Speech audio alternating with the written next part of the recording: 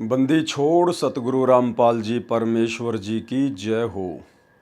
परमपिता परमात्मा सारी सृष्टि के रचनहार, कुल मालिक, असंख्य ब्रह्मांडों के स्वामी, जगत गुरु, तीनों लोकों में प्रवेश करके सबका भरण पोषण करने वाले राजाधिराज, आत्माधार, नाथों के नाथ, देवों के देव महादेव, सर्वेश्वर महेश्वर, मृत्युंजय, अजरो अमर, आदि अनादि सनातनी प्रभु, जगत पिता जगदीश्वर, श्री श्री 1008 की उपाधि के वास्तविक अधिकारी, अकाल मूरत सौद स्वरूपी राम वासुदेव, सर्वगतम ब्रह्म, परम पूज्य, प्रथम पूज्य, परम संत, परम पुरुष, परम धनी, परम दयालु, सत्य कबीर, हक्का कबीर, अल्लाहु कबीर, अल्लाहु अकबर, बाखबर, अल्लाह ताला, जगत के तारणहार, जगत के मुक्तिदाता, जगत के जगन्नाथ, हारे के सहारे, हिंदुओं के राम, मुसलमानों के अल्लाह, सिखों के वाहिगुरु, ईसाइयों के मसीह, दया के सागर दयानिधि, करुणा के सागर करुणानिधि,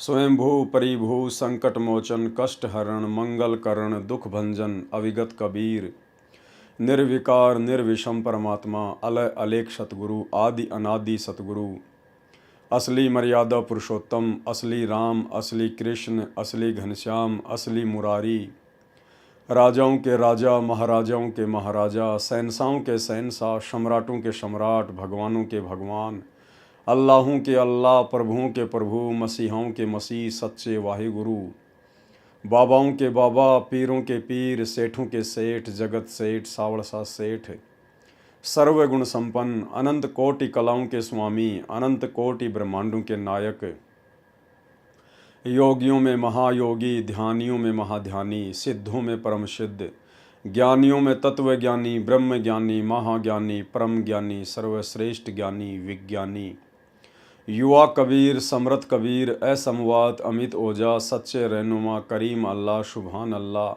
दुनिया के अंतिम पैगंबर, 8 सितंबर 1951 से गांव धनाना, जिला सोनीपत, हरियाणा, भारतवर्ष की पावन भूमि पे प्रकट रियल कल की भगवान श्री नारायण साकार हरि स्वयंभू संत श्रोमणी सतगुरु रामपाल जी परमेश्वर जी के चरण कमल में साध संगति से जुड़े हुए देश विदेश से हम सभी सत्सेवक भाई बहनों का अनंत कोटि दंडोत प्रणाम। सत्साई भाई और बहनों, दया परमपिता परमेश्वर सर्व सृष्टि के रचनहार सतगुरु रामपाल जी परमेश्वर जी की, जिनके विशेष आशीर्वाद से, जिनकी विशेष रजा से आप और हम सभी सत्सेवक भाई बहन साध संगति से जुड़कर गुरुदेव भगवान के ज्ञान को आधार बनाकर उन्हीं की वीआईपी रजा से अपने आत्म कल्याण हेतु सतभक्ति मार्ग पर दृढ़ता के साथ आगे बढ़ रहे हैं। ये अपार मेहर सतगुरु रामपाल जी परमेश्वर ने इस कलयुग की बिचली पीढ़ी में वर्तमान समय तक केवल अपनी चंद ही आत्माओं के ऊपर बख्शी है, जिन्हें सत्सेवक भाई बहनों के नाम से जाना जाता है। भाई और बहनों, इसी कड़ी में आज पुस्तक धरती पर अवतार के ऊपर आज हमारा ये चौथे नंबर का वीडियो है।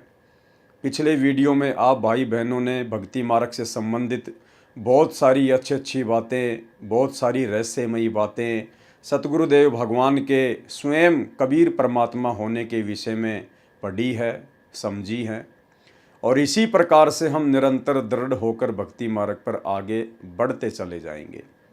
सतगुरुदेव भगवान भी यही चाहते हैं कि मैंने इन आत्माओं को सन 1994 से लेकर वर्तमान समय तक जो ज्ञान दिया है, जो लगातार दे रहा हूँ, इस ज्ञान को ही आधार बनाकर जब तक ये आत्माएं भक्ति मार्ग पर अपने सतगुरुदेव भगवान की पहचान करके आगे नहीं बढ़ेंगी, तब तक ये सतलोक के लिए पूर्ण अधिकारी नहीं बन सकती। तो परमेश्वर ने हमें मौका दिया है, परमेश्वर ने हम सबको एक चांस दिया है। हम लोग गुरुदेव भगवान के सत्संगों को गहनता से नहीं ले पा रहे थे, समझ नहीं पा रहे थे, हम सब की बुद्धि ऑफ थी। परमेश्वर ने दया बख्शी, साध संगतियाँ शुरू करवाई, भगत भाई बहनों का हल्का सा ज्ञान योग खोला, और अब परमेश्वर ने रजा बख्शी है।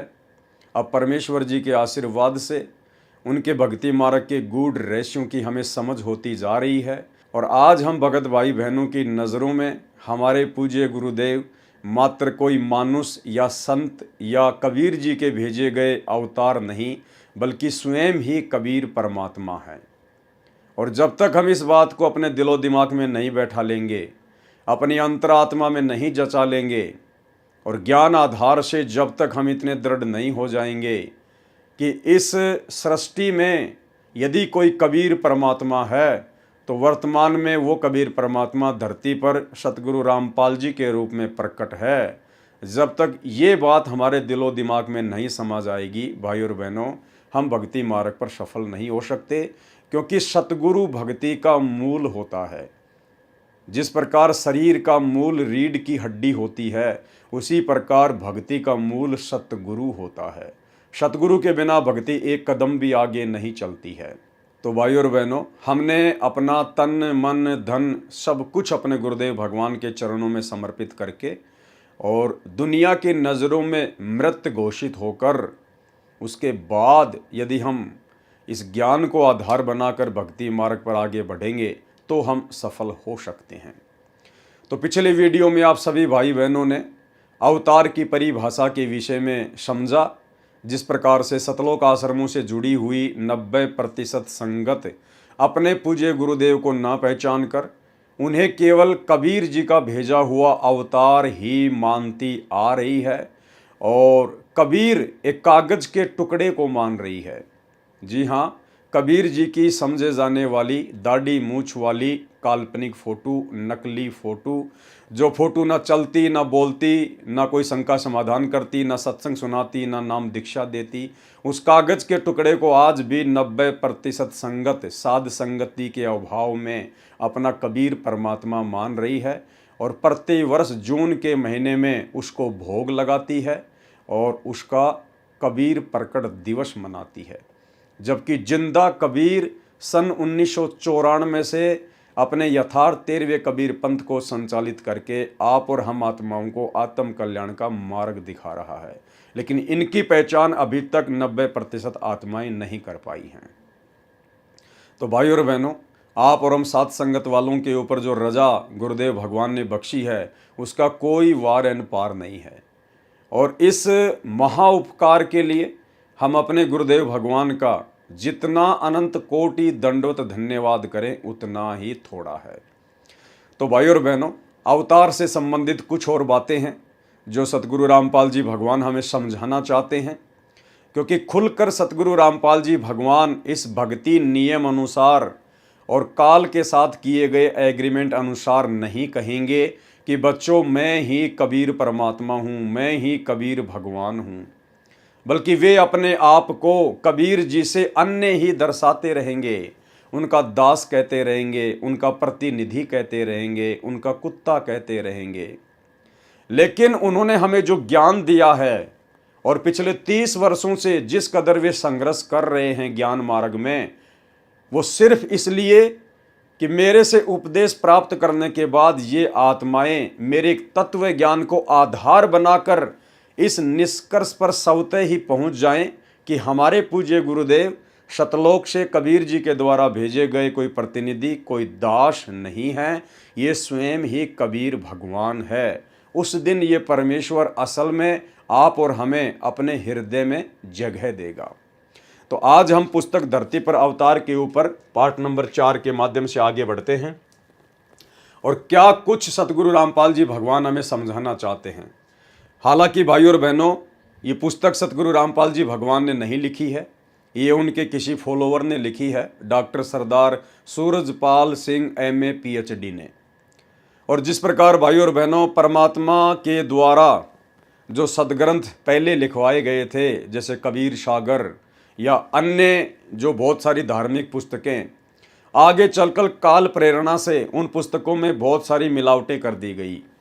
उसके बाद परमात्मा ने खुद ही गरीबदास जी के रूप में आना पड़ा और उन सभी मिलावटों को शुद्ध किया और एक नया ग्रंथ लिखा, सदग्रंथ साहिब।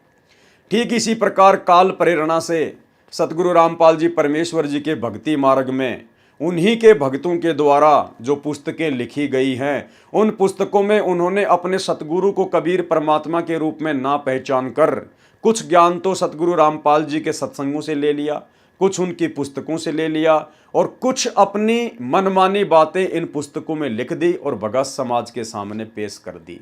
अर्थात उन भक्तों के द्वारा लिखी गई पुस्तकों में भी मिलावट है।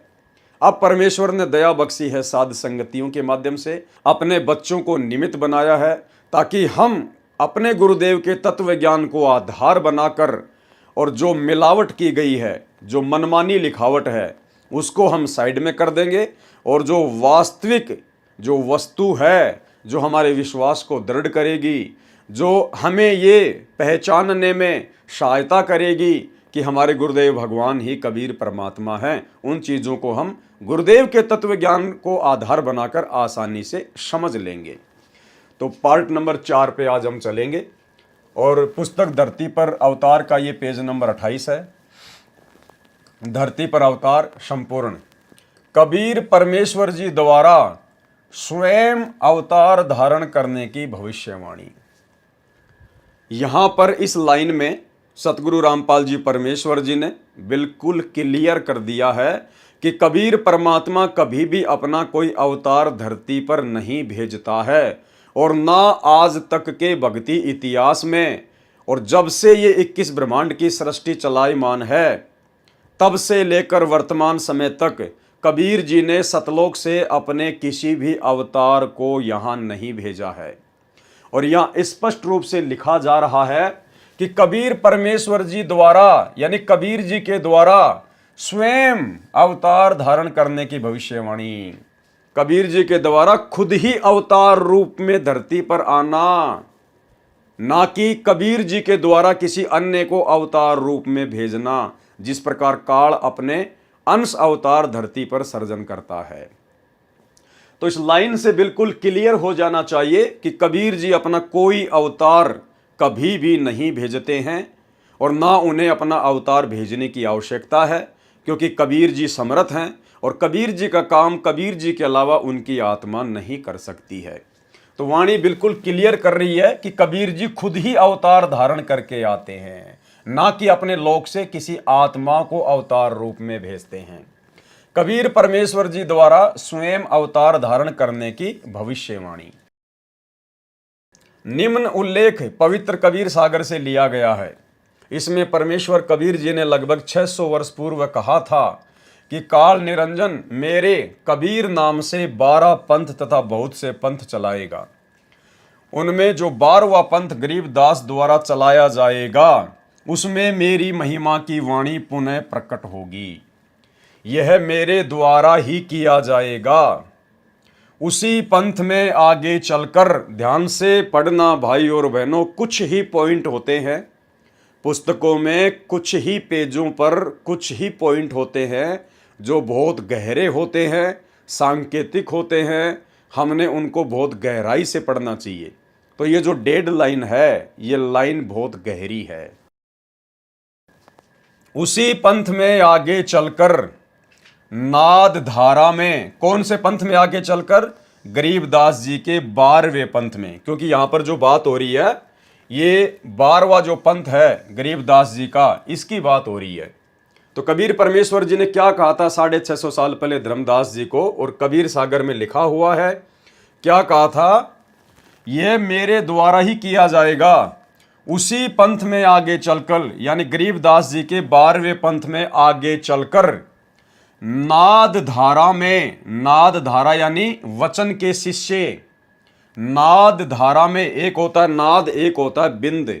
बिंद वो होता है जो शरीर से पैदा होता है और नाद वो होता है जो वचन से शिष्य बनाया जाता है। तो कबीर जी ने क्या कहा कि उसी पंथ में आगे चलकर नाद धारा में हम कौन? कबीर जी स्वयं ही आएंगे। सर्व पंथों को मिटाकर एक पंथ चलाएंगे।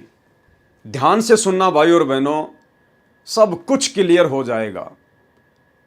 ना नुकुर के लिए, संदेह के लिए कोई गुंजाइश ही नहीं बचेगी। कबीर सागर में क्या लिखा हुआ है? कबीर परमेश्वर ने क्या कहा है कि जब 12वां पंथ चलेगा गरीबदास का, उस पंथ में आगे चलकर नाद धारा में, यानी शिष्य परंपरा के तहत हम स्वयं ही आएंगे और सब पंथों को मिटाकर एक पंथ चलाएंगे। तो कबीर जी कौन सी धारा के तहत आएंगे? नाद धारा के तहत। अब भाई और बहनों, आपको मैं इस 12वें पंथ से चली आ रही वो नाद धारा दिखाना चाहूंगा, जिस नाद धारा का यहां पर जिक्र किया गया है। तो भाई और बहनों, ये नाद धारा का पूरा पूरा चार्ट आप जियों के सामने है, आप जी को सब कुछ क्लियर हो जाएगा। कबीर परमेश्वर ने क्या कहा कि आगे चलकर गरीबदास जी के 12वें पंथ में नाद धारा में, नाद धारा यानी शिष्य परंपरा के तहत हम कौन? कबीर जी स्वयं ही आएंगे। तो कबीर जी आए या नहीं आए? नहीं आए तो क्यों नहीं आए? और आए हैं तो कहाँ हैं? अब हम क्लियर करते हैं। ये नाद धारा की पूरी प्रणाली है। सबसे पहले 650 साल पहले खुद कबीर परमात्मा आए, बंदी छोड़ कबीर साहिब जी महाराज, काशी उत्तर प्रदेश।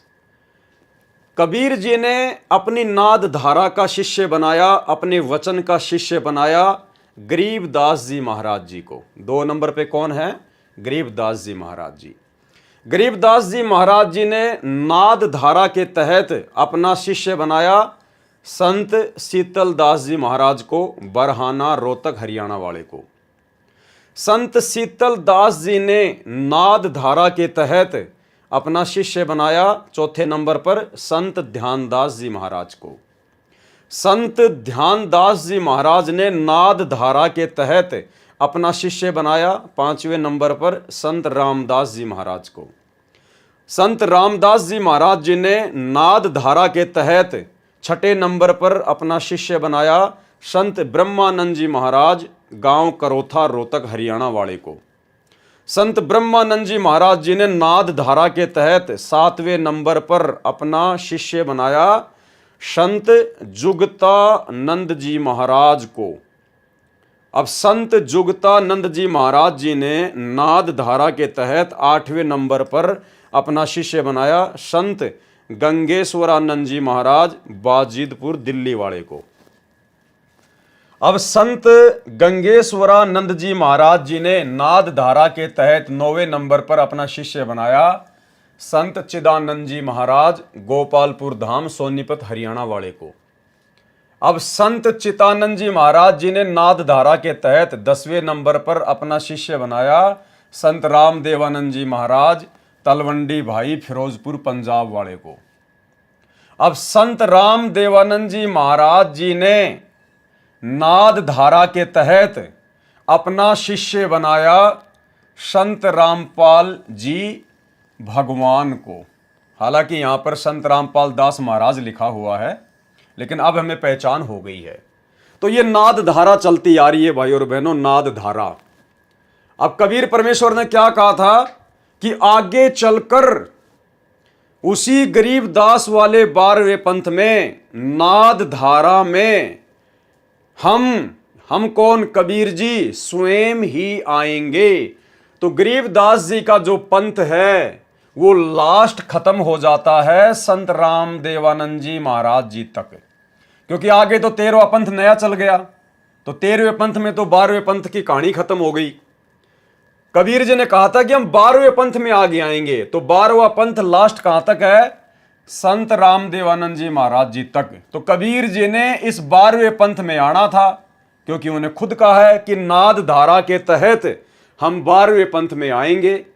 तो भाई 12वें पंथ में तो नाद धारा के तहत यहां पर सतगुरु रामपाल जी भगवान आए हैं। सतगुरु रामपाल जी भगवान, तो कौन है सतगुरु रामपाल जी भगवान? खुद कबीर परमेश्वर अपने आप को छुपाते हुए और संकेत दे दिए इन पुस्तकों में, जिस आत्मा को इसी जन्म में पूर्ण मोक्ष प्राप्त करना होगा उस आत्मा के दिलो दिमाग में ये संकेत पत्थर की लकीर की तरह बैठ जाएंगे। इस मन को शक और संदेह की कोई गुंजाइश ही नहीं रहेगी। अब कोई ऑप्शन ही नहीं है भाई और बहनों, सतगुरु रामपाल जी को कबीर परमात्मा मानने के अलावा कोई ऑप्शन ही नहीं है, क्योंकि कबीर जी ने खुद कहा था कि आगे चलकर 12वें पंथ में नाद धारा में हम कबीर स्वयं ही आएंगे। अब कबीर भगवान ने कहा है तो झूठ हो नहीं सकता, क्योंकि सूरज उदय होना भूल सकता है, चांद उदय होना भूल सकता है, पृथ्वी इधर से उधर होना भूल सकती है, लेकिन संत वचन पलटे नहीं, चाहे पलट जाए ब्रह्मांड। कबीर परमात्मा ने जो वचन कह दिया वो परम सत्य है। तो 12वें पंथ में आने के लिए उन्होंने स्पष्ट रूप से कहा है, और 12वां पंथ लास्ट यहां समाप्त हो जाता है, संत राम देवानंद जी महाराज जी। अब भाई कहां आए कबीर जी? नाथ धारा के तहत तो यहां आ गए कबीर जी संत रामपाल जी का रूप बनाकर। 17 फरवरी 1988 को कबीर परमात्मा सतगुरु रामपाल जी ने लीलामय रूप से परमात्मा 8 सितंबर 1951 को गांव धनाना, जिला सोनीपत, हरियाणा में सतलोक से चलकर शरीर प्रकट हुए शिशु रूप में, हम जीव आत्माओं की चरम दृष्टि को धोखा देते हुए, क्योंकि ये परमेश्वर तो अनंत कोटि कलाओं का स्वामी है। और उसके बाद 17 फरवरी 1988 को 12वें पंथ के, गरीबदास वाले 12वें पंथ के अंतिम गुरु को, संत राम देवानंद जी को अपना मुंह बोला गुरु बनाकर और संत रामपाल जी के रूप में उन्होंने इस पंथ में प्रवेश किया। जैसा कि वहां पर उन्होंने लिखा है क्या, कि उसी पंथ में आगे चलकर नाद धारा में यानी शिष्य परंपरा के तहत हम यानी कबीर जी स्वयं ही आएंगे और सर्व पंथों को मिटाकर एक पंथ चलाएंगे। तो बताओ, अब वर्तमान में सभी पंथों को मिटाकर एक कौन सा पंथ चलाया गया है? यथार्थ 13वां कबीर पंथ। किसने चलाया? सतगुरु रामपाल जी ने। और वहां क्या कह रहे हैं कि मैं कबीर खुद ही वो 13वां पंथ चलाऊंगा, सब पंथों को मिटाऊंगा और 12वें पंथ में नाद धारा के तहत प्रवेश करूंगा। तो ये लीला है परमपिता परमेश्वर जी की, सतगुरु रामपाल जी के रूप में 12वें पंथ में प्रवेश करने की। इसलिए दास आप भाई बहनों को बार बार बोलता है और प्रमाण भी दिखाता है कि हमारे जो दादा गुरुजी हैं संत राम देवानंद जी, ये संत रामपाल जी के गुरु नहीं हैं, बल्कि यहां पर उल्टी गंगा बह रही है, उल्टी गंगा।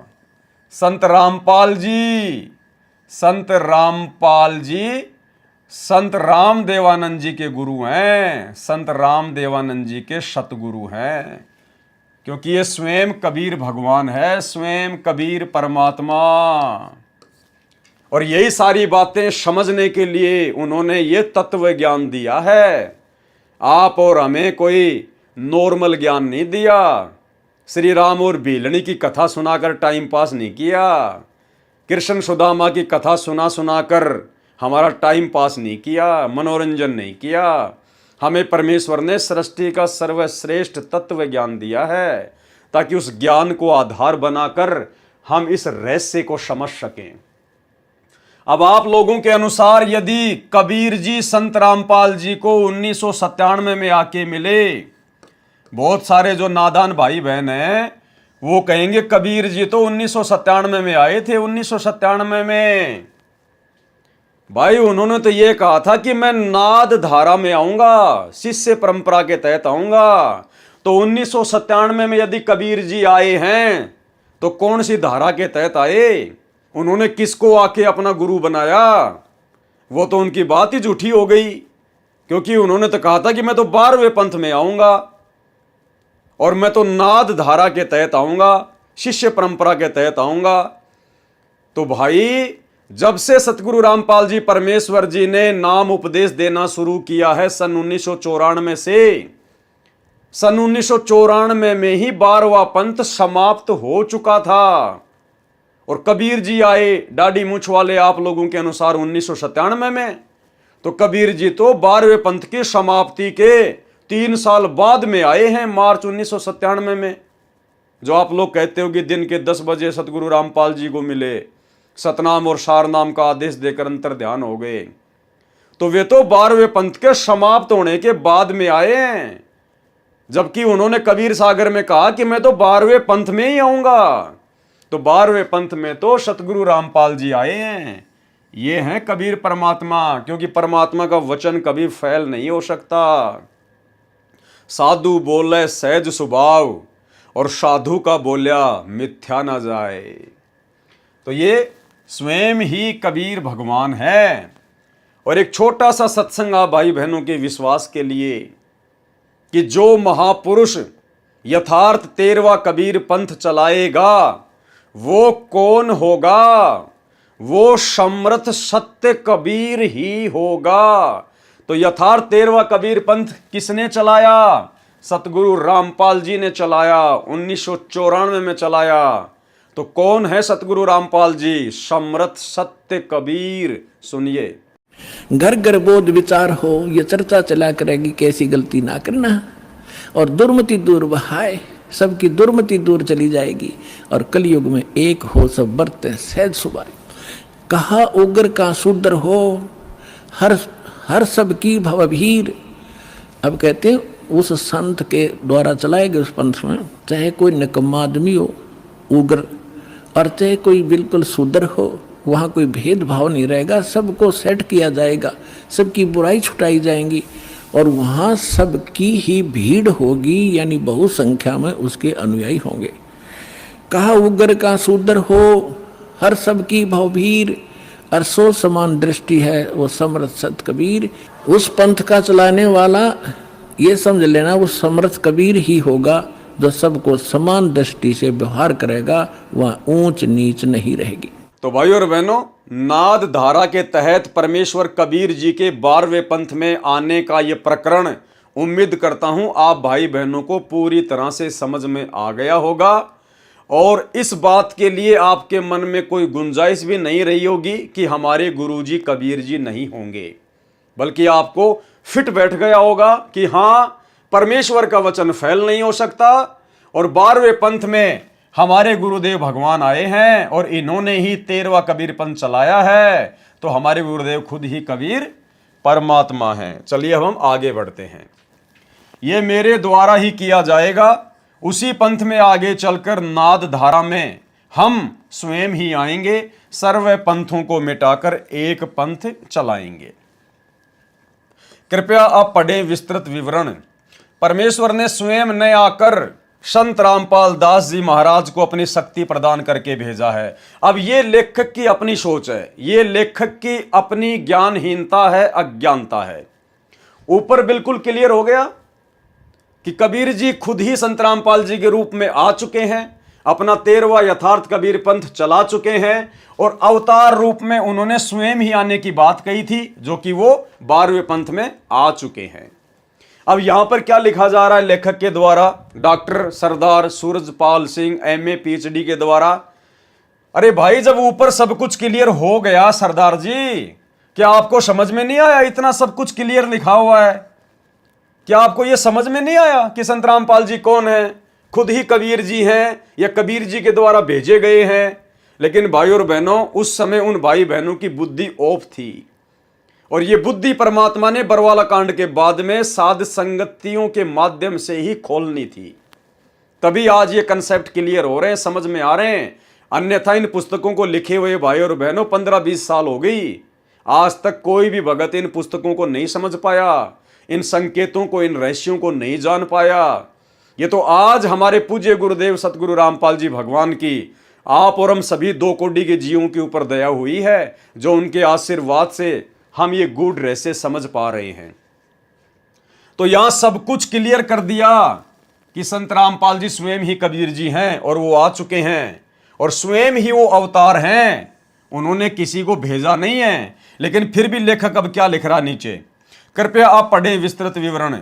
परमेश्वर ने स्वयं न आकर, यानी कबीर जी ने खुद ना आकर संत रामपाल दास जी महाराज को अपनी शक्ति प्रदान करके भेजा है। तो आप और हम भाई बहन अब अच्छी तरीके से समझ रहे हैं कि सच्चाई कहां है और मिलावट कहां है।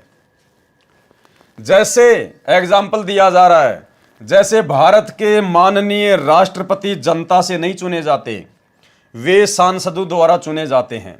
राष्ट्र के मालिक हैं, उनके अधीन सर्व मंत्रीगण प्रधानमंत्री होते हैं, जो जनता द्वारा सीधे चुने जाते हैं। वे सांसद बनते हैं, फिर पद प्राप्त करते हैं, वे भी कम शक्ति नहीं रखते। वह शक्ति राष्ट्र के द्वारा ही उन्हें प्रदान की जाती है। इसी प्रकार इस प्रकरण को समझें। जैसे परमेश्वर जन्म नहीं लेते, क्या कहा है?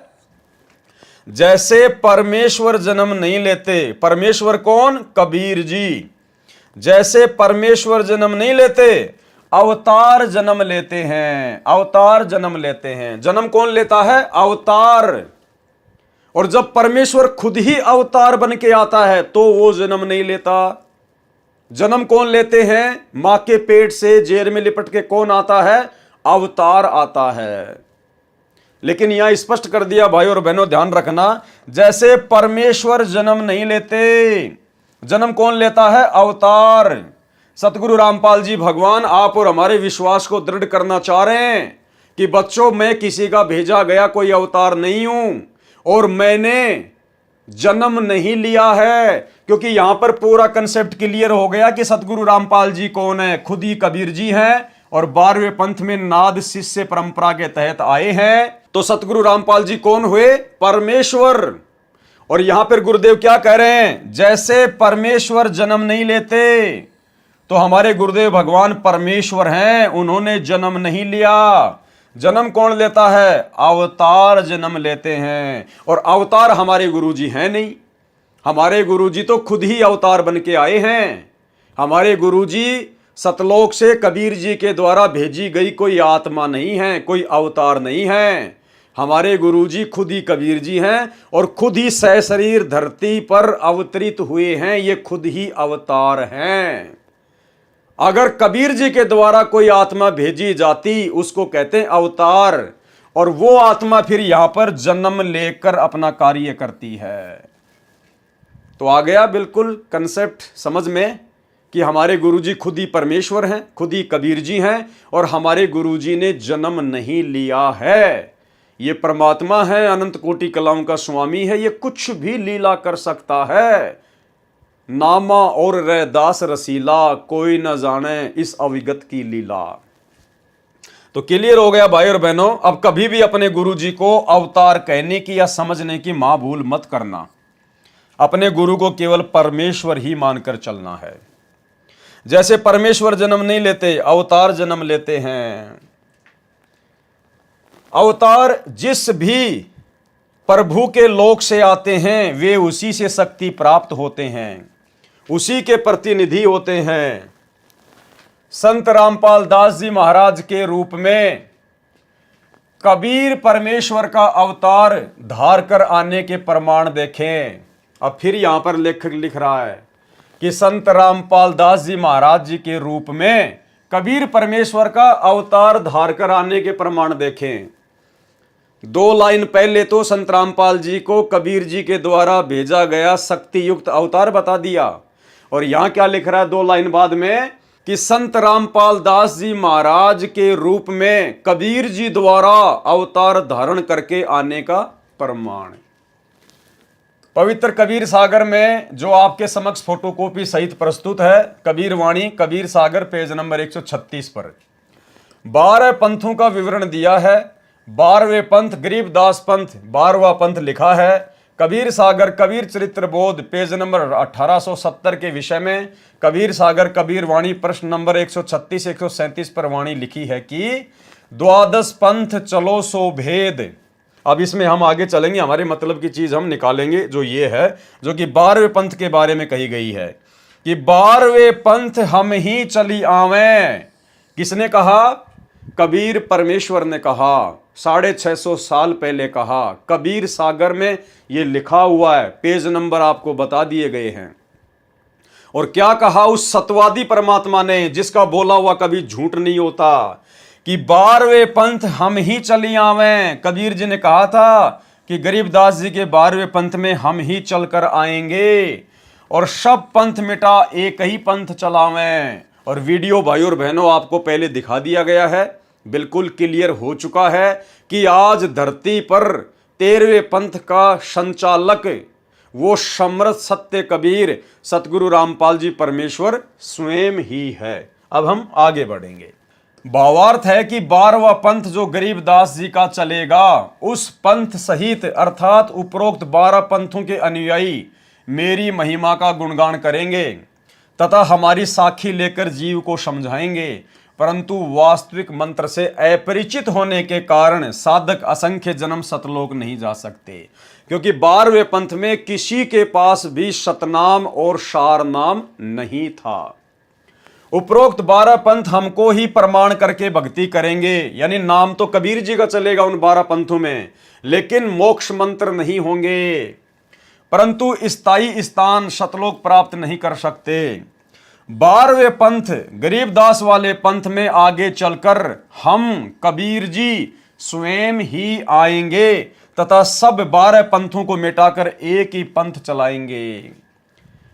अब सतगुरु रामपाल जी परमेश्वर जी ने सन 1994 से अपने 13वें पंथ की शुरुआत करके और सभी शास्त्रों को दिखा दिखा के पिछले 30 वर्षों से और ज्ञान आधार से 12 पंथ तो छोड़िए, इस धरती पर जितने भी काल प्रेरित नकली साधु संत पंथ हैं सबको समाप्त कर दिया है, और थोड़े दिनों में ये वैसे भी समाप्त हो जाएंगे और पूरी पृथ्वी पर सतगुरु रामपाल जी परमेश्वर जी का ही ज्ञान रह जाएगा।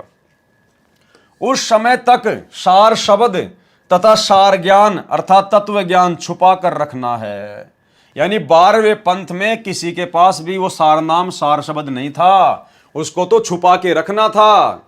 तो भाई हमारे दादा गुरु जी कौन से पंथ में थे? 12वें पंथ में। और सार नाम के बिना, सार शब्द के बिना मुक्ति नहीं हो सकती, तो हमारे दादा गुरु जी की मुक्ति कैसे हो सकती है?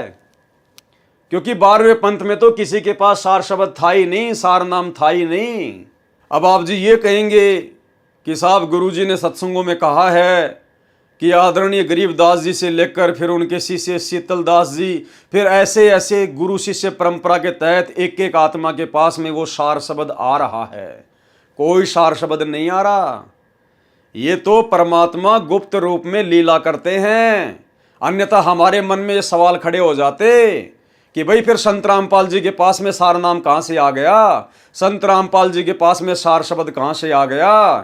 तो परमेश्वर ने हम 2 कोटि के जीवों को जितनी हमारी सोच है उस आधार से फिर उनको संतुष्ट भी करना होता है, क्योंकि हम उस संत को तो भगवान मान नहीं सकते, इतनी बुद्धि हमारे अंदर होती नहीं, वो बुद्धि तो बहुत आगे जाके हमारी जो है विकसित होती है। तो फिर संत रामपाल जी से हम कहते कि महाराज जी आपके पास में सार नाम कहाँ से आ गया, आपके पास में सार शब्द कहाँ से आ गया? तो फिर संत रामपाल जी हमारी जिज्ञासा को शांत करने के लिए कहते कि भाई देखो ये नाद परंपरा के तहत गरीबदास जी से चलता हुआ आ रहा है और एक एक आत्मा को दिया जा रहा है, और उसी हिसाब से मेरे गुरु जी से मेरे पास आया है जो मैं अब आप लोगों को आगे दे रहा हूं। लेकिन यहां तो बिल्कुल क्लियर है, उस समय तक सार शब्द तथा सार ज्ञान यानी पूरा ज्ञान भी नहीं दिया जाएगा। 12 पंथों में पूरा ज्ञान भी नहीं था। अगर पूरा ज्ञान होता और सार शब्द होता तो संत रामपाल जी को 13वां पंथ शुरू करके सिर में दर्द करने की क्या आवश्यकता थी? तो 12 पंथों तक ना तो मूल ज्ञान था और ना ही मूल मंत्र था। इसलिए दादा गुरु जी को, आदरणीय रामदेवानंद जी को, सतगुरु रामपाल जी परमेश्वर जी ने, कबीर परमेश्वर ने वो सार नाम दिया, सार शब्द दिया, और अब उस आत्मा का फिर से जन्म होगा, क्योंकि गुरु का गुरु बनके कोई पार नहीं हो सकता। इस विषय पर दास पहले भी महुआ की साथ संगति में वीडियो बना चुका है। बहुत सारे कंसेप्ट परमात्मा ने उस साथ संगति में दास के माध्यम से क्लियर करवा दिए थे कि पंडित रामानंद जी वाली आत्मा ही वर्तमान में हमारे गुरु सतगुरु रामपाल जी परमेश्वर जी के मुंह बोले गुरु आदरणीय रामदेवानंद जी की भूमिका निभा रही थी, और अब वो आत्मा फिर से जन्म लेगी। और गुरुदेव ने हिसार जेल से आने वाले सत्संगों में भी क्लियर कर दिया कि वो पंडित रामानंद जी वाली आत्मा अब फिर से जन्म लेगी, वो बच्चा फिर से आएगा। और भाई और बहनों, बीच बीच में परमात्मा संकेत भी कर देते हैं कि उनके वर्तमान में जो मुंह बोले गुरु की भूमिका निभा रहे थे, यानी आप और हमारे दादा गुरु जी आदरणीय रामदेवानंद जी महाराज, वो कौन आत्मा थी? भाई और बहनों, आज आप सबको पता है कि आपके गुरुदेव का क्या नाम है। अगर कोई आपसे सौपन में भी पूछे, आपसे अगर नींद में भी कोई पूछे कि भाई आप अपने पूज्य गुरुदेव जी का नाम बताओ, तो क्या आप अपने गुरुदेव का नाम बताने में भूल कर सकते हैं? क्या आप सतगुरु रामपाल जी की जगह सतगुरु रामदास जी, सतगुरु सतपाल जी, सतगुरु रामफल जी, आप ऐसा कोई नाम बता सकते हैं क्या? नहीं बता सकते। आप झट से कहेंगे सतगुरु रामपाल जी भगवान, बंदी छोड़ सतगुरु रामपाल जी भगवान, जबकि हम तो जीव हैं, हम तो भूल भी जाते हैं, हम जीव हैं।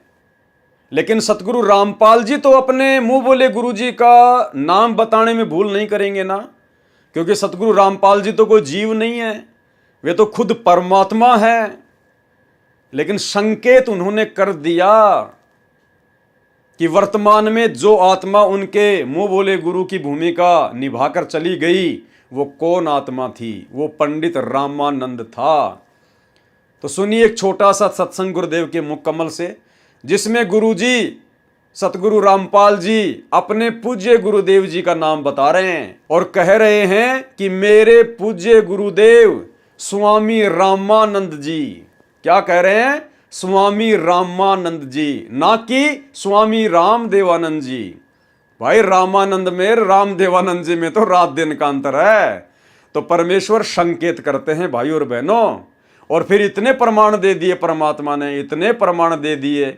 जब 12वें पंथ में खुद ही कबीर के रूप में संत रामपाल जी चल के आए हैं, तो भला संत रामपाल जी के अलावा धरती पर कोई गुरु है क्या जो उनका गुरु बन जाएगा? तो दादा गुरु जी केवल मुंह बोले गुरु बने हुए थे। और ये छोटा सा सत्संग आपको क्लियर कर देगा, क्योंकि जीव को भूल लग सकती है, भगवान को नहीं लग सकती। हम सोच भी नहीं सकते कि गुरु जी को भूल लग गई होगी। अगर इतना भी मन में आ गया, हमारा जीवन बर्बाद है। अरे ये परमात्मा है, परमेश्वर है, जिनके एक वचन से असंख्य ब्रह्मांड चल रहे हैं। अगर इनको भूल लग गई तो ये खंड पिंड ब्रह्मांड टूट टूट के नीचे गिरने लग जाएंगे। तो ये संकेत किया यहां गुरु जी ने, संकेत कि मेरे पूज्य गुरुदेव स्वामी रामानंद जी से मुझे नाम दीक्षा प्राप्त हुई। सुनिए। तो पुण्यात्मा, आज जो समागम चल रहा है ये वर्तमान में, ये उस शुभ दिन के उपलक्ष्य में है जिस दिन मुझ दास का आध्यात्मिक जन्म हुआ। मुझे परम पूज्य मेरे पूज्य गुरुदेव जी स्वामी रामानंद जी से दास को एक नाम की भीख प्राप्त हुई, भिक्षा मिली दास को। और उससे पहले का जो दास का जीवन था वो एक पशु के तुल्य था, अन्य प्राणियों के तुल्य था। बच्चों का पालना, पैदा करना, उनके अंदर ममता मोह बने रहना, ये एक पशु पक्षी जैसा ही मेरा कर्म था। तो भाई और बहनों, वीडियो सुन के भली बात आपको समझ में आ गया होगा कि वर्तमान में कबीर जी के रूप में स्वयं सतगुरु रामपाल जी परमात्मा प्रकट हैं। उस समय तक सार शब्द तथा सार ज्ञान अर्थात तत्व ज्ञान छुपा कर रखना है। यही प्रमाण संत गरीबदास जी महाराज ने अपनी अमृतवाणी असुर निकंदन रमेणी में किया है कि सतगुरु दिल्ली मंडल आईसी, सूती धरनी सोम जगाईसी। कौन सतगुरु? गरीबदास जी कह रहे हैं जो मेरे सतगुरु है, जो मुझे छुड़ानी में आके मिले थे जिंदा महात्मा के रूप में, कबीर जी, वही आगे चलकर दिल्ली मंडल में आएंगे। तो 8 सितंबर 1951 को दिल्ली मंडल में कौन आया? सतगुरु रामपाल जी परमात्मा आए। तो सतगुरु रामपाल जी परमात्मा कौन हुए? गरीबदास जी के सतगुरु हुए। गरीबदास जी के सतगुरु कौन थे? खुद कबीर जी। तो सतगुरु रामपाल जी कौन हुए? खुद कबीर परमात्मा। सतगुरु दिल्ली मंडल आईसी, सूती धरनी सूम जगाईसी। पुराना रोहतक जिला, वर्तमान में सोनीपत, झज्जर तथा रोहतक जो पहले एक ही जिला था, दिल्ली मंडल कहलाता है, जो पहले अंग्रेजों के शासनकाल में केंद्र के अधीन था। संत रामपाल दास जी महाराज का पैतृक गांव धनाना इसी पुराने रोहतक जिले में है। सन 1951 में संत रामपाल दास जी महाराज का जन्म हुआ। देखो लेखक ने फिर से जन्म शब्द लिख दिया, क्योंकि भाई और बहनों उस समय बुद्धि ओप थी। 12 पंथों का विवरण कबीर चरित्र बोध सागर पेज नंबर 1870 पर भी है, जिसमें 12वां पंथ गरीबदास लिखा है। कबीर साहिब के पंथ में काल द्वारा प्रचलित 12 पंथों का विवरण कबीर चरित्र बोध, कबीर सागर पेज नंबर 1870 से पहला पंथ है नारायण दास जी का पंथ, दूसरा है यागोदास अर्थात जागू पंथ, तीसरा सूरत गोपाल पंथ, चौथा मूल निरंजन पंथ, पांचवा टकसार पंथ, छठा भगवान दास ब्रह्म पंथ, सातवां सत्यनामी पंथ, आठवां कमाली अर्थात ये कमाल का पंथ जिसने गुरुद्रोही होकर अलग से अपना पंथ बना लिया था, राम कबीर पंथ, 10वां प्रेम धाम परम धाम की वाणी पंथ, 11वां जीवा पंथ और 12वां गरीबदास पंथ। विशेष यहां पर प्रथम पंथ का संचालक नारायण दास लिखा है, जबकि कबीर वाणी कबीर सागर पेज नंबर 136 पर प्रथम पंथ का संचालक चूड़ामणि लिखा है। शेष प्रकरण ठीक है, इसमें भी दामाखेड़ा वालों ने चूड़ामणि को हटाने का प्रयत्न किया है, उसके स्थान पर नारायण दास लिख दिया, जबकि नारायण दास तो बिल्कुल विपरीत था, उसका तो विनाश हो गया था। नारायण दास का जो कि धर्मदास का पुत्र था, जो काल ने भेजा था, उसका तो वंश ही समाप्त हो गया था। इसलिए प्रथम पंथ चूड़ामणि जी का ही मानना चाहिए। दूसरी बात है कि कबीर वाणी कबीर सागर पेज नंबर 136 पर लिखी वाणी में चूड़ामणि को मिलाकर ही 12 पंथ बनते हैं। अब आगे देखिए भाई और बहनों, विचार करें।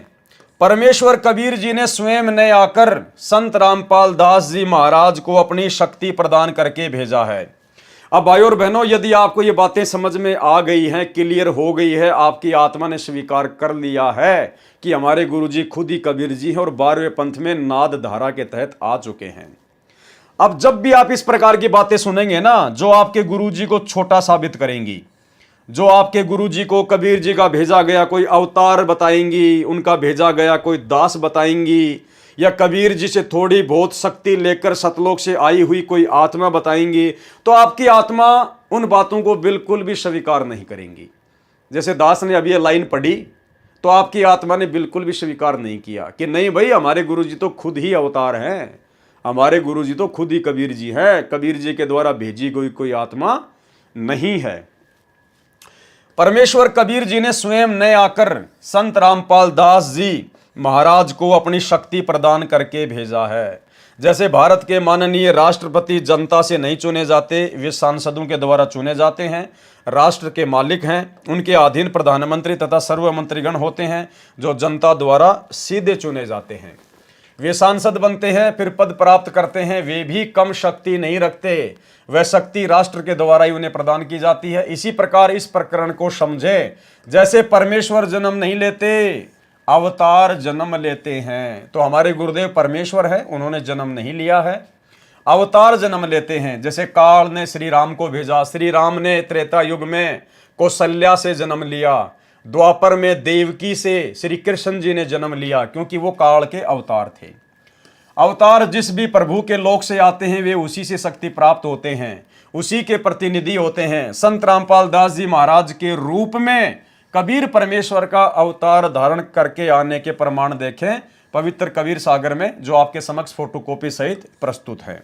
अब वही एक पंथ संत रामपाल दास जी महाराज द्वारा परमेश्वर कबीर जी की आज्ञा व शक्ति से चलाया जाएगा। नहीं, सतगुरु रामपाल जी खुद ही कबीर जी हैं, उनको आज्ञा देने वाला कोई नहीं है, वे तो केवल एक लीला कर रहे हैं अपने आप को छुपाते हुए।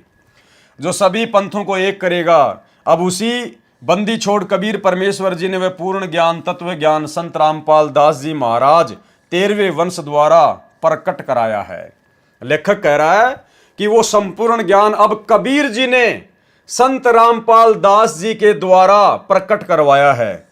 अब आगे आपको दिखाएंगे भाई और बहनों, यहां पर जो संत रामपाल जी को जो 13वां जो वंश बताया गया है, तो 13वां वंश कौन है? लेखक कह रहा है कि अब वो सारा का सारा मूल ज्ञान कबीर जी के द्वारा अपनी आत्मा संत रामपाल जी अर्थात 13वें वंश के द्वारा प्रकट करवाया गया है। तो 13वां वंश कौन है? 13वां वंश भी खुद कबीर ही है। आगे आपको इसी लेखक के द्वारा लिखा हुआ दिखाएंगे। उपरोक्त विवरण में प्रथम वंश जो उत्तम लिखा है वह चूड़ामणि साहिब के विषय में है। दूसरा वंश अहंकारी लिखा है जो यागोदास पंथ है। तीसरा वंश प्रचंड लिखा है, यह सूरत गोपाल पंथ है। चौथा वंश बिरहे लिखा है, यह मूल निरंजन पंथ है। पांचवा वंश पूजा टकसार पंथ है। छठा वंश उदास, ये भगवान दास पंथ है। सातवां वंश ज्ञान चतुराई, ये सत्यनामी पंथ है। आठवां वंश द्वादश पंथ विरोध, ये कमाल का पंथ है। नौवां वंश पंथ पूजा, ये राम कबीर पंथ है। 10वां वंश प्रकाश, ये प्रेम धाम परम धाम की वाणी पंथ है। 11वां पंथ प्रकट पसारा, ये जीवा पंथ है। 12वां वंश गरीबदास पंथ है। इसके विषय में कहा है कि 12वें वंश अर्थात गरीबदास जी द्वारा मेरी महिमा का उजियारा अर्थात कुछ प्रकाश होगा। भावार्थ है कि आदरणीय गरीबदास जी द्वारा परम पूज्य कबीर परमेश्वर जी की महिमा की वाणी प्रकट की जाएगी। 13वां वंश यह यथार्थ कबीर पंथ है। 13वां वंश कौन सा है? कबीर पंथ है, जो संत रामपाल दास जी महाराज द्वारा पिछली पीढ़ी के उद्धार के लिए प्रारंभ कराया है। कबीर परमेश्वर ने अपनी अमृतवाणी में काल से कहा था, ध्यान से सुनना भाई और बहनों, कंसेप्ट क्लियर होते चले जाएंगे। परमात्मा कहते हैं चोर चुरावे तूमड़ी गाडे पानी मां, वो गाडे व ऊपर आवे सच्चाई छानी ना। काल प्रेरणा से लेखक ने चाहे कितना ही सत्य को दबाने का प्रयास किया हो, लेकिन आज परमेश्वर ने आप और हमें वो तत्व ज्ञान दे दिया जिसकी रोशनी में हम अच्छी प्रकार से देख सकते हैं कि सच्चाई क्या है और गलत कहां लिखा हुआ है। अब देखना, कबीर परमेश्वर ने यानी कबीर जी ने अपनी वाणी में काल से कहा था कि तेरे 12 पंथ चल चुके होंगे, तब हम अपना नाद अर्थात वचन शिष्य परंपरा वाला वंश अर्थात अंश भेजेंगे। ये मेरा वचन उस समय सत्य सिद्ध होगा जब कलयुग 5505 वर्ष बीत चुका होगा। तो लेखक के इस लेख के द्वारा यह समझाने का प्रयास किया गया है कि 650 साल पहले कबीर जी ने धर्मदास जी से कहा था कि धर्मदास 650 साल बाद बहुत ही घोर कलयुग आ जाएगा, जब पिछली पीढ़ी शुरू होगी, कोई किसी की बात नहीं मानेगा, सब उल्टी पूजा पाठ में लग जाएंगे। उस समय मैं अपना अंश भेजूंगा, मैं अपनी आत्मा भेजूंगा और उस समय वो मूल ज्ञान दिया जाएगा। तो धर्मदास जी बहुत ज्यादा चिंतित हो गया और धर्मदास जी ने कहा कि हे परमात्मा, आप ये क्या बात कह रहे हो? जब आज आप खुद प्रकट हो और आज ही दुनिया आपकी बात नहीं मान रही और आप कह रहे हो कि 600 साल बाद तो घोर कलयुग आ जाएगा, और उस समय आप कह रहे हो कि मैं अपनी किसी आत्मा को भेजूंगा, मैं अपने किसी वंश को भेजूंगा, तो भगवान जब आज दुनिया आपकी बात नहीं मान रही तो 600 साल बाद में आपके वंश की बातें कहां से सुनेगी? तो धर्मदास जी बहुत ज्यादा चिंतित हो गए। तब कबीर परमात्मा ने कहा कि धर्मदास, मैं तुझे सच्चाई बताऊं क्या? तो कबीर परमात्मा ने कहा कि मैं खुद ही जाऊंगा, मैं खुद ही जाऊंगा 12वें पंथ में। 12वें पंथ हम ही चल आवें और सब पंथों को मिटा के एक ही पंथ चलावें। तब जाकर धर्मदास जी को धैर्य हुआ कि हाँ परमात्मा, आप जाओगे तब तो बात बन जाएगी। और दूसरी तरफ परमात्मा ने काल के साथ जो एग्रीमेंट किया था उसमें परमात्मा ने इस प्रकरण को छुपाया और परमेश्वर ने काल को कहा कि मेरा वंश जाएगा, मेरी आत्मा जाएगी। क्योंकि अगर परमात्मा खुद कह दे कि मैं खुद जाऊंगा तो काल इस बात को नहीं समझ सकता था। इसलिए परमात्मा ने काल के आगे अपने आप को छुपाया और काल के सामने परमात्मा ने कहा कि मेरा वंश जाएगा, और धर्मदास जी को परमात्मा ने सच्चाई बता दी कि मैं खुद ही जाऊंगा। सुनिए, तो परमात्मा ने कहा था कि चौथा युग जब कलयुग आवेगा तब हम अपना एक दास भेजेंगे। अब वहां काल के सामने परमात्मा ने कहा कि हम अपना दास भेजेंगे, और कबीर वाणी चैप्टर में परमात्मा ने धर्मदास जी से, जब धर्मदास जी घने चिंतित हो गए थे कि हे परमात्मा, आपने सतनाम और सारनाम गुप्त रख दिया और इसके बिना मोक्ष नहीं हो सकता। आपने मुझ किंकर के ऊपर दया करी दास पे, और 42 वंश भी पीढ़ी बख्श दी, मेरी वंश चलेगा। तो हे परमात्मा, सारनाम और सतनाम बिना पार नहीं हो सकते, तो मेरे बच्चे कैसे पार होंगे? ऐसे कलेजा पकड़ के बैठ गया। परमात्मा ने सोचा भाई ये घना दुखी हो गया। तो परमेश्वर ने कहा कि सुन ले, काल ने क्या कहा था, 12 पंथ करूं मैं साजा, नाम तुम्हारा ले करूं आवाजा। द्वादश पंथ नाम जो लेगी, हमरे मुख में आन समोही। जाओ जोग जीत संसारा, जीवन माने कहा तुम्हारा। जीव तुम्हारा कहा न माने, हमारी ओढ़ हो बाद बखाने। अब इतना समय नहीं रहा, मैं वो सारे प्रमाण आज नहीं दिखा पाऊंगा आपको कि 12 पंथ कौन कौन से हैं। तो 12 पंथ, बर्मा पंथ, गरीबदास पंथ बताया है, लिखा कवि सागर में। तो परमात्मा ने कहा तू चिंता ना करे धर्मदास, जब 5500 वर्ष कलयुग बीत जाएगा तब या बिचली पीढ़ी आवेगी, और बिचली पीढ़ी तक यो ज्ञान और तत्व ज्ञान और सतनाम सारनाम कति गुप्त रखना है, नहीं तो काल के दूतों का हाथ लग जाएगा, मेरा सारा मिशन खराब हो जाएगा। तो परमात्मा ने देखा कि ये बिल्कुल चिंतित हो गया घना। तब परमेश्वर ने कहा धर्मदास, जब साची बताऊं तेरे ते, तब धर्मदास ने कहा कि भगवान आज कितना अच्छा समय है, कलयुग स्टार्ट है सन 1398 में और 1512 तक है, और आज भी लोग ना मानते, और आप कह रहे हो अगर भयंकर कलयुग पैदा कर देगा, काल ऐसा जुल्म कर देगा, हाहाकार मच जाएगी, इंसान कृतघ्नी हो जाएंगे, तो उस समय कैसे पार होंगे। आज तो आप भी विद्वान हैं और फिर भी ना मान रहे ये लोग। तो परमात्मा ने कहा जब 5500 वर्ष कलयुग बीतेगा और बर्मा वंश चल चुका होगा इस काल का, यानी गरीबदास पंथ तक, तो उस बार में पंथ में मैं आऊंगा स्वयं, तो उस बार में पंथ में मैं आऊंगा स्वयं, तो उस बार में पंथ में मैं आऊंगा स्वयं, और फिर सभी पंथों को खत्म करके एक पंथ बनाऊंगा और सारी सृष्टि मेरा ही नाम लेगी। तेरे 42 वंश क्या सारी सृष्टि न पार करूंगा धर्मदास, इन 42 की चिंता छोड़ तू। तब उसका दिल डटा था, और काल के सामने परमात्मा ने थोड़ा सा भेद रखा कि मैं अपना अंश भेजूंगा, और काल के सामने परमात्मा ने थोड़ा सा भेद रखा कि मैं अपना अंश भेजूंगा। तो भाई और बहनों, वीडियो से आपको समझ में आ गया होगा, परमात्मा एक तीर से अनेकों शिकार करते हैं।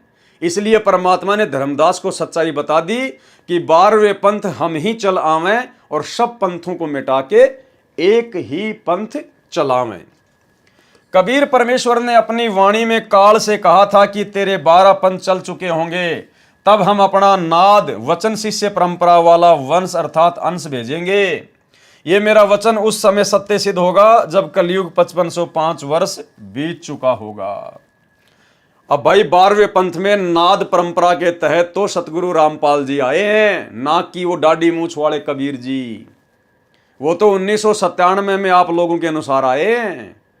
अगर 1997 में आए हैं कबीर जी, तो बताओ फिर उनका गुरु कौन था?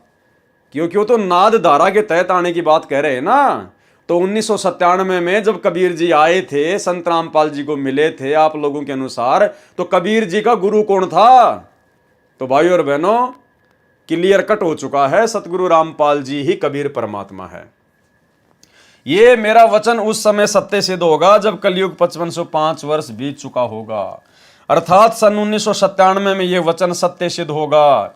उसी आधार पर यह विवरण लिखा है। 12वां वंश संत गरीबदास जी से कबीर वाणी तथा परमेश्वर कबीर जी की महिमा का कुछ कुछ संशय युक्त ज्ञान विस्तार होगा। जैसे संत गरीबदास जी की परंपरा में परमेश्वर कबीर जी को विष्णु अवतार मानकर साधना तथा प्रचार करते हैं। संत गरीबदास जी ने असुर निकंदन रमणी में कहा है, साहेब तख्त कबीर खवासा, दिल्ली मंडल लीजे वासा। सतगुरु दिल्ली मंडल आईसी, सूती धरणी सुम जगाईसी। तो दिल्ली मंडल में 8 सितंबर 1951 को कबीर जी सतगुरु जी आ चुके हैं। भावार्थ है कि संत गरीबदास जी वाला 12वें पंथ तो काल तक साधना बताने वाला कहा है, इसलिए केवल कबीर महिमा की वाणी ही संत गरीबदास जी द्वारा प्रकट की गई है। उसमें कहा है कि कबीर परमात्मा के तख्त अर्थात सिंहासन का खवास अर्थात नौकर दिल्ली के आसपास के क्षेत्र में आएगा। वह उस क्षेत्र के कृपण अर्थात कंजूस व्यक्तियों को परमात्मा की महिमा बताकर जगाएगा, अर्थात दान धर्म में उनकी रुचि बढ़ाएगा। वह 13वां अंश कबीर परमात्मा के दरबार का उच्चतम सेवक होगा। ध्यान देना भाई और बहनों, लाइन पे क्या लिखा जा रहा है? वह 13वां अंश कबीर परमात्मा के दरबार का उच्चतम सेवक होगा। देखो, अगर ये लाइन लेखक लिख रहा है तो लेखक की बुद्धि ऑफ है, और ये लाइन यदि सतगुरु रामपाल जी के किसी पुस्तक से या सत्संग से ली गई है तो भाइयों और बहनों, ये परमेश्वर के द्वारा अपने आप को छुपाया जा रहा है।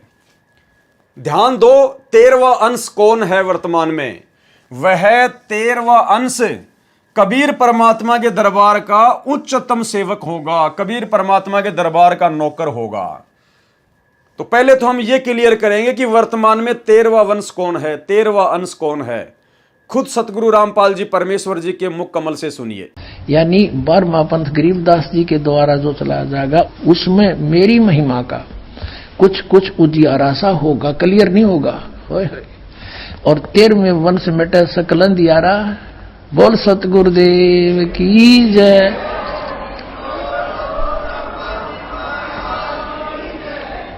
ये 13वां वंश ये दास है जो आपके सामने बैठा है। भाई बच्चों, आप कद पहचानोगे। तो क्लियर हो गया, खुद सतगुरु रामपाल जी ही 13वां वंश है, 13वां अंश है। अब यहां पर 13वें अंश सतगुरु रामपाल जी को कबीर जी के दरबार का नौकर बताया गया है, लेकिन जस्ट 2 लाइन बाद में 13वां अंश आप देखेंगे खुद ही कबीर है। वह 13वां अंश अर्थात सतगुरु रामपाल जी कबीर परमात्मा के दरबार का उच्चतम सेवक है। वह कबीर परमेश्वर का अत्यंत कृपा पात्र होगा। यानी यहां पर संत रामपाल जी को अर्थात 13वें वंश को अलग कर दिया और कबीर जी को अलग करके दिखाया गया है। वह कबीर परमेश्वर का अत्यंत कृपा पात्र होगा। अब देखो भाइयों और बहनों, सच्चाई तुरंत परमात्मा ने हमारे सामने लाके रख दी। ऋग्वेद मंडल 1 सूक्त 1 मंत्र 7 में उप अग्ने अर्थात उप परमेश्वर कहा है। इसलिए पूर्ण परमात्मा, कौन पूर्ण परमात्मा? कबीर जी अपना भेद छुपाकर दास रूप में प्रकट होकर अपनी महिमा करता है। दास रूप में भी कौन प्रकट होता है? खुद कबीर परमात्मा ही प्रकट होता है और अपनी महिमा करता है। यानी खुद ही अपने आप को दास बताकर और कबीर किसी और को बताकर खुद ही अपनी महिमा गाता है। जैसा सन 1994 से सतगुरु रामपाल जी खुद ही कबीर भगवान है, लेकिन अपने आप को कबीर का दास बताकर कबीर की महिमा गा रहा है। इसलिए पूर्ण परमात्मा अपना भेद छुपाकर दास रूप में प्रकट होकर अपनी महिमा करता है। इसलिए उसी परमेश्वर को ऋग्वेद मंडल 10 सूक्त 4 मंत्र 6 में तस्करा अर्थात आंखों में धूल झोंक कर कार्य करने वाला तस्कर कहा है। तो सन 1994 से सतगुरु रामपाल जी आंखों में धूल झोलकर ऋग्वेद के अनुसार तस्कर की भूमिका निभा रहे हैं। तस्कर की, आप और हमारी आंखों में धूल झोंक रहे हैं ताकि हम ज्ञान से उनकी पहचान करें, और काल की आंखों में धूल झोंक रहे हैं ताकि वो समझ ना सके कि भाई ये वो संत नहीं हो सकता, क्योंकि उसको पता है कि कबीर भगवान का भेजा गया संत भी आग लगा के रख दे किस ब्रह्मांड में एक क्षण में, तो वो भी डगमग हो जाता है कि यार ये वो संत नहीं हो सकता, कबीर परमात्मा का भेजा हुआ कोई संत नहीं हो सकता, मेरा कोई भाई नहीं हो सकता, जोगजीत नहीं हो सकता। नहीं तो वो तो एक सेकंड में आग लगा दे यहां पर, क्योंकि काल के द्वारा जितने भी साधु संत यहां भेजे जाते हैं, दुर्वासा है, चुनक ऋषि है, ये 2 मिनट में आंखें लाल कर लेते हैं, श्राप दे देते हैं। तो काल ने सोचा कि यार मैंने करोथा कांड करवा दिया, बरवाला कांड करवा दिया, 21 महीने उस संत को पहले जेल में डाला, 10 साल से अब जेल में बैठा है, ये वो संत नहीं हो सकता, वरना वो तो 2 मिनट में आग लगा दे। तो इस प्रकार से परमात्मा शील, संतोष, विवेक, दया, अक्षमा, इन सभी गुणों को अपने अंदर धारण करके और एक तस्कर की तरह काल की आंखों में धूल झोंक के अपने मिशन को हिसार जेल में बैठ के पूरा कर रहा है। इसलिए उसी परमेश्वर को ऋग्वेद मंडल 10 सुप्त 4, मंत्र 6 में तस्करा अर्थात आंखों में धूल झोंक कर कार्य करने वाला तस्कर कहा है। श्री नानक जी ने उसे ठगवाड़ा कहा है। इसीलिए 13वें अंश को, 13वां अंश कौन, ध्यान रखना भाई और बहनों, कंसेप्ट क्लियर होने वाला है। इसलिए 13वें अंश को अर्थात संत रामपाल दास को उनका दास जाने, चाहे स्वयं पूर्ण प्रभु का उपशक्ति रूप उपगने समझे। इसलिए लिखा है कि 12वें अंश की परंपरा में हम ही चलकर 13वें अंश रूप में आएंगे। 13वें अंश रूप में कौन आएगा? खुद कबीर परमात्मा ही आएंगे। और यहां पर क्या लिख दिया गुरुदेव भगवान ने कि चाहे तो उस 13वें अंश को, चाहो तो उस 13वें अंश को, इसलिए 13वें अंश को यानी सतगुरु रामपाल जी को, कोष्टक में नाम भी लिखा हुआ है, इसलिए 13वें अंश को संत रामपाल दास को उनका दास जानो, चाहे स्वयं पूर्ण प्रभु का उपशक्ति उपगने समझें। इसलिए लिखा है कि 12वें अंश की परंपरा में यानी 12वें पंथ में नाद धारा में हम ही चलकर 13वें अंश रूप में, यानी कौन? खुद कबीर जी ही 13वें अंश रूप में। 13वां अंश कौन? सतगुरु रामपाल जी 13वें अंश रूप में आएंगे। यानी यहां पर तो संत रामपाल जी को कबीर जी से 13वां अंश कह के अलग दर्शाया गया है, और यहां पर 13वें अंश को खुद कबीर जी बता दिया गया है। तो भाई और बहनों, मन में शंका की कोई गुंजाइश नहीं रहनी चाहिए कि हमारे गुरुदेव स्वयं कबीर भगवान हैं। इसलिए लिखा है कि 12वें अंश की परंपरा में हम ही चलकर 13वें अंश रूप में आएंगे, यानी 12वें पंथ में मुंह बोला गुरु बनाकर हम कबीर खुद ही आएंगे और फिर 13वें पंथ को चलाएंगे, 13वें अंश रूप में आएंगे। वह 13वां वंश अंश पूर्ण रूप से अज्ञान अंधेरा समाप्त करके परमेश्वर कबीर जी की वास्तविक महिमा तथा नाम का ज्ञान कराकर सभी पंथों को समाप्त करके एक ही पंथ चलाएगा। अब कौन है वो 13वां अंश? और क्लियर कर दिया भगवान ने, वह 13वां वंश। अभी आपने गुरुजी के मुख से वीडियो सुना, गुरुजी कह रहे हैं बच्चों 13वां अंश ये रामपाल दास है। तो यहां क्या कहा जा रहा है? वह 13वां वंश हम परमेश्वर कबीर ही होंगे। बताओ भाई और बहनों, हाथ कंगन को आरसी क्या, पढ़े लिखे को फारसी क्या, मेरा तो गला बैठ गया। बताइए, हो गया लास्ट में क्लियर?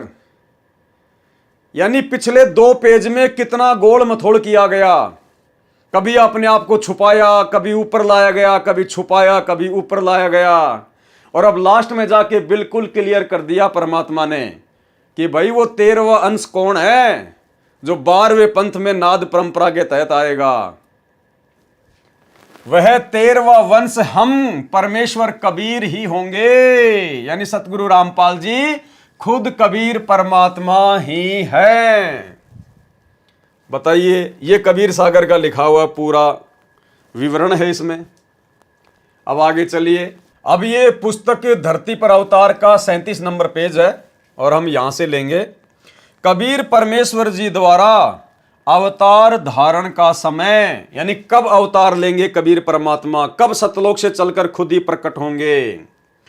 सत्य कबीर वचन अत सब संवेद की स्फुट वार्ता चौपाई, फोटो कॉपी कबीर सागर बोध सागर, दोहा 5 सहस्र अरु 500 जब कलयुग बीत जाए, महापुरुष फरमान तब जग तारण को आए। हिंदू तुर्क आदिक सबे जेते जीव जहान, सत्य नाम की शाख गह पावे पद निर्वाण, यथा सरितगण आप ही मिले सिंधु में धाए, सत सुकृत के मध्य तिमि सभी पंथ समाए, जब लगी पूर्ण होए नहीं ठीके को तिथिवार, कपट चातुरी तब हिलो सब संवेद निराधार, सभी नारी नर सुध तब जब ठीक का दिन आवंत, कपट चातुरी छोड़ के शरण कबीर गहंत। किसकी शरण ग्रहण करेंगे? कबीर जी की। तो आज दुनिया किसकी शरण ग्रहण कर रही है? सतगुरु रामपाल जी की। तो सतगुरु रामपाल जी कौन हुए? कबीर जी। एक अनेक हो गयो पुनि अनेक हो एक, हंस चले सतलोक सब सत्य नाम की टेक। घर घर बोध विचार हो दुर्मति दूर बहाए, कलयुग में एक है सोई बरते सहज सुभाए। कहाँ उग्र कहाँ शुद्र हो हर सब की भौवीर, सो समान समदृष्टि है और समर्थ सत्य कबीर। जो सबके प्रति समान दृष्टि रखेगा वो खुद कौन होगा? समर्थ सत्य कबीर ही होगा। वीडियो आप जी पहले देख चुके हैं, एक बार फिर से आपको वो छोटा सा वीडियो दिखा देते हैं जिसमें परमात्मा ने कहा कि जो 13वां वंश चलाएगा वो खुद समर्थ सत्य कबीर ही होगा। सुनिए। घर घर बोध विचार हो, ये चर्चा चला करेगी कैसी गलती ना करना, और दुर्मति दूर बहाए, सबकी दुर्मति दूर चली जाएगी, और कलयुग में एक हो सब बरते सहज सुभाए। कहा उग्र का शूद्र हो हर सब की भवभीर। अब कहते हैं उस संत के द्वारा चलाए गए उस पंथ में चाहे कोई निकम्मा आदमी हो उग्र, और चाहे कोई बिल्कुल शूद्र हो, वहाँ कोई भेदभाव नहीं रहेगा, सबको सेट किया जाएगा, सबकी बुराई छुटाई जाएंगी, और वहाँ सबकी ही भीड़ होगी, यानी बहु संख्या में उसके अनुयायी होंगे। कहा उग्र का शूद्र हो हर सबकी भवभीर, और सो समान दृष्टि है वो समर्थ सत कबीर। उस पंथ का चलाने वाला ये समझ लेना वो समर्थ कबीर ही होगा, जो सबको समान दृष्टि से व्यवहार करेगा, वहाँ ऊंच नीच नहीं रहेगी। परम पूज्य परमेश्वर कबीर जी ने कहा है कि जिस समय कलयुग 5500 वर्ष बीत जाएगा उस समय महापुरुष मेरी आज्ञा से विश्व उद्धार के लिए प्रकट होगा। वह महापुरुष सतनाम का भेदी होगा, वह अधिकारी होगा उस सत्य नाम को प्रदान करने का। विश्व के सर्व हिंदू मुसलमान व अन्य धर्मों में विभाजित मानव तथा अन्य प्राणी भी जो मानव जीवन प्राप्त करेंगे वे सर्व सत्य नाम की महिमा से परिचित होकर उस सच्चे नाम को उस महापुरुष मेरे द्वारा प्राप्त करके पावे पद निर्वाण पूर्ण मोक्ष पद प्राप्त करेंगे। उस मेरे भेजे संत के द्वारा चलाए सत सुकृत पवित्र वास्तविक मोक्ष मार्ग के पंथ में सर्व पंथ ऐसे विलीन हो जाएंगे जैसे सर्व नदियां स्वतः ही समुद्र में मिलकर एक हो जाती हैं। केवल एक ही पंथ हो जाएगा। जब तक वह निर्धारित समय नहीं आएगा तब तक तो मेरे द्वारा कहा गया यह सब संवेद निराधार लगेगा, यानी झूठा लगेगा।